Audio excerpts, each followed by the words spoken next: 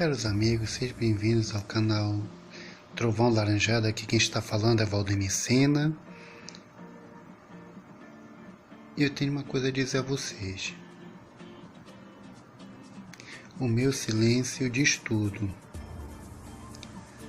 Não é fazer silêncio, não é agir por debaixo dos panos. Quem age por debaixo dos panos são pessoas fraudulentas, corruptas, pessoas antiéticas. E vem aquela expressão que cabe certinho aí, do Adam Smith, quando ele fala da mão invisível, que é justamente fazer tudo de mal por baixo dos panos. Também não é um comodismo, você vê as coisas acontecer e não fazer nada, às vezes até mesmo por monotonia, preguiça, morosidade, essas coisas. Também não é calar por calar. Eu vou calar porque eu tenho razão. Não. Você ainda está mais errado ainda do que quem está falando. Então não é o calar por calar. Se bem que na Bíblia, na virtude da prudência diz: falar quando for para falar e calar quando for para calar. Também não condiz com aquele provérbio popular: quem cala consente. Não. Nem todos aqueles que estão em silêncio, calado, estão concordando com as coisas. A lembrar a história de Jesus Cristo, que diante de todas as acusações ficou calado. Até mesmo foi caçoado por Herodes, Pilatos ainda tentou o soltá-lo, mas ele manteve-se calado até ser pregado na cruz. Se bem que, enquanto está sendo pregado, ele proferiu suas últimas palavras. Mas também quero usar um termo que é muito usado por uma filósofa que é pouquíssimamente lembrada, Hipácia de Alexandria, uma grande filósofa neoplatônica que viveu a época dos cristãos lá em Alexandria. Ela se vestia com uma manta de filósofo e andava numa biga, que hoje nós chamamos de charrete, puxada a cavalo, e percorria a cidade. E ela usava um termo, olho interior, que é justamente uma das coisas que vai ser a base, a meditação profunda, intrapessoal, introspectiva, que a gente deve fazer. Então ela ensina a gente a fazer aquela reflexão, aquela meditação de si mesmo, aquele olho interior. Infelizmente, ela foi morta pelos cristãos de Alexandria. Os cristãos. Só que é bom deixar claro que nem todos aqueles que são cristãos são fiéis ao Mestre Jesus Cristo. E depois também, falando dela, tem também René Descartes, um grande filósofo moderno. Ele escreve um livro chamado Meditações. É dele a famosa frase: Cogitum ergo sum, ou seja, penso, logo existo. Só que essa frase não está no livro Meditações, e sim no discurso do método que ele escreveu. Ambos os livros ele faz uma breve reflexão sobre Deus, da visão racional, mas também um pouquinho mais depois tem um outro filósofo chamado Baruch Spinoza. Ele pronuncia a seguinte frase: Deus sive natura, ou seja, Deus, ou seja, natureza. Significa isso, que ele escreveu, apesar que ele era da Holanda, mas ele escreveu tudo em latim.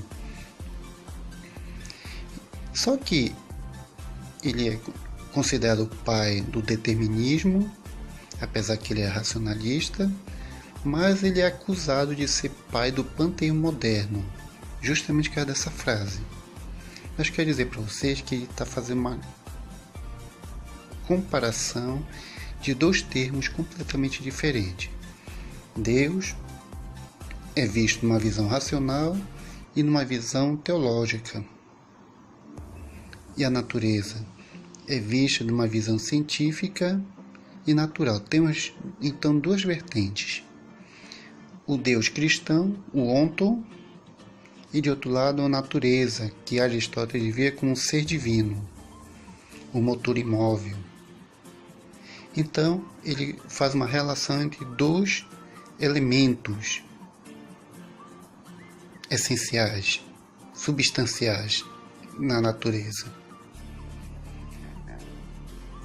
Mas também, para a gente fazer esse silêncio, como eu digo, o meu silêncio de estudo, é preciso usar muito a razão. O Spinoza, na ética demonstrada da maneira dos geômetros, ele deixa bem claro que a razão é o determinismo. Mas aqui, assim como os filósofos racionalistas, os filósofos inatistas, eles prezam muito pelo uso da razão. Inatistas como o próprio René Descartes, Leibniz. Então, é uma profunda meditação onde a gente vai elaborar estratégia. Eu faço uma comparação com as HQs da atualidade. Por exemplo, existem duas empresas de HQs. De um lado, a DC Comics e de outro lado, a Marvel. Então, dentre dessas duas empresas, tem dois super-heróis que são os crânios, os sábios, os que resolvem ambos os problemas quando estão enfrentando inimigos, especialmente com as suas equipes. De um lado, a DC Comics, o Batman, que é campeão de estratégias. E de outro lado, da Marvel, o Homem de Ferro, que também o cérebro é o Tony Stark, né, que cria armas e tem muitas estratégias para vencer os seus inimigos. Parece que ambos têm algo em comum. Mas vamos lá, o que é o silêncio?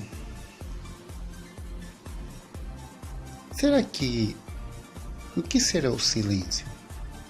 Será que é mandar o vizinho desligar o som, ameaçar o dono do bar para desligar o som, ou então chama a polícia?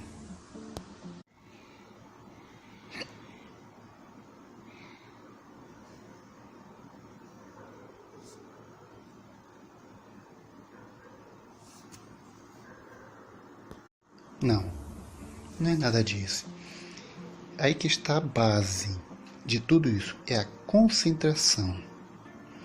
Pode estar o cachorro lá fora latindo, o vizinho ali com o som ligado, o cara do bar lá ganhando seu dinheiro.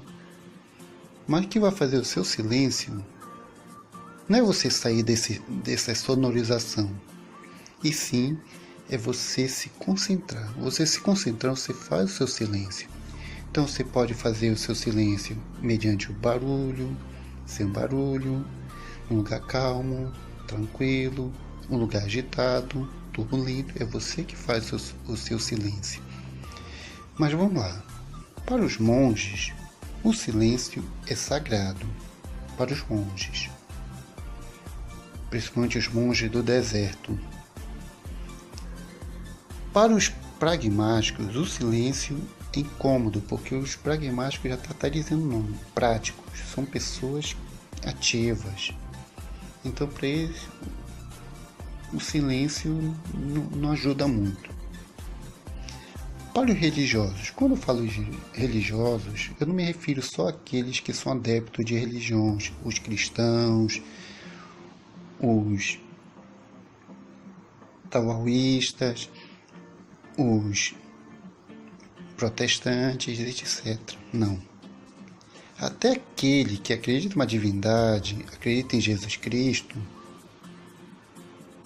ele tem sua religião, embora ele não seja adepto a nenhuma dessas doutrinas, mas ele tem sua religião. Então, só o fato dele crer em alguma coisa já é sua religião. Então, quando eu falo de religioso aqui, é de modo geral. Então, para o religioso, o silêncio é oração. Pergunte para aquele que diz que não sou católico, não sou protestante, não sou afro, não sou isso, não sou aquilo. Mas ele acredita num ser divino. Pergunte para ele se ele não tira um momento para orar. Ele tira sim. Então esse é o silêncio dele. Para o racionalista, o silêncio é a meditação. Eu já falei ainda há pouco do René Descartes, né? Quando ele usa muito o silêncio como meditação. Por exemplo, epicuristas e estoicos, o silêncio é a contemplação. Eu quero dizer para você que a base do silêncio aqui no meu discurso é não só a concentração, mas também, principalmente, a meditação e a contemplação. Então, para os epicureus e estoicos, a contemplação é a base de tudo isso. Por exemplo, Epicuro, que é o fundador do epicurismo, ele diz que o bem é o prazer, se bem que atualmente o prazer já foi completamente deturpado, mas eu fico ainda com a primeira versão de Epicuro, que o bem é o prazer, conviver bem com o ambiente, contemplar a natureza. Isso também é fazer silêncio, assim como os estoicos, da palavra grega stoi, que significa pórtico. São os filósofos que se reuniam em torno dos pórticos para fazer essas meditações, essas pregações.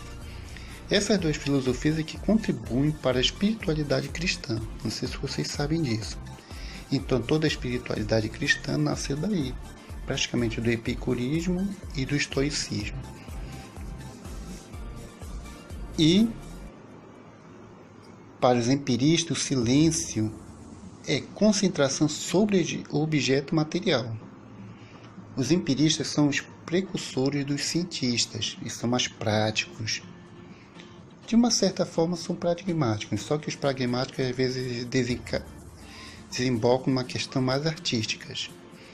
Já os empiristas já é uma questão mais científica. Então, a concentração sobre o material a ser estudado, a ser trabalhado e etc. Para os marxistas, o silêncio aliena. Assim como Karl Marx disse que a religião é o ópio do povo, então para ele o silêncio praticamente aliena, não resolve nada. Para ele o negócio é questão prática, questão social, comunista e essas coisas.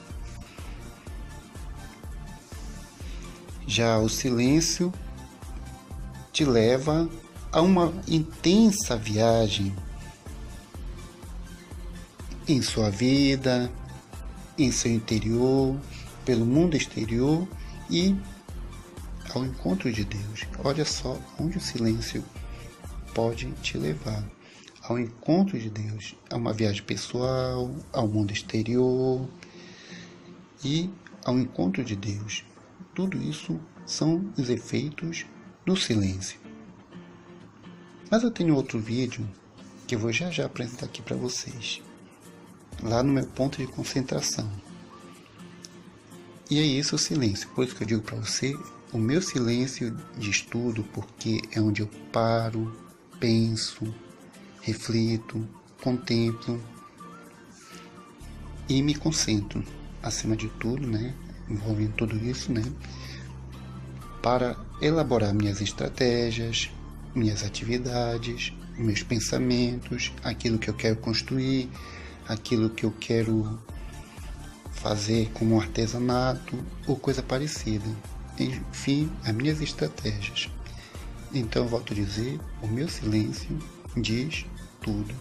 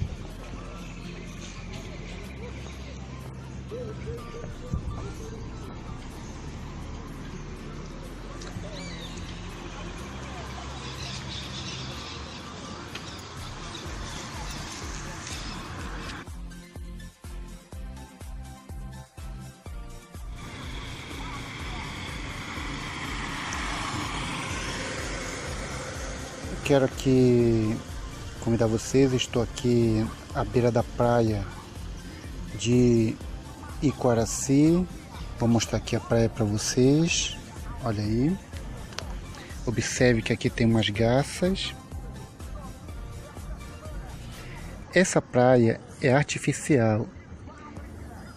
Eu vi ela nascer, eu a vi nascer. Ainda tomei banho aqui quando não era praia e depois foi construir essa praia.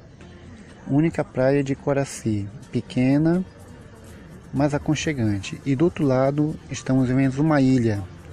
Essa ilha se chama Ilha de Caratateu. Eu já fiz matérias e postagem de vídeos sobre essa ilha. Do outro lado, como já estive. Ali a gente está vendo uma ponte, é chamada Ponte da Sotave, que foi uma construção que não terminou. E bem aqui nessa parte de frente para Iquaraci temos uma prainha chamada Praia do Redentor.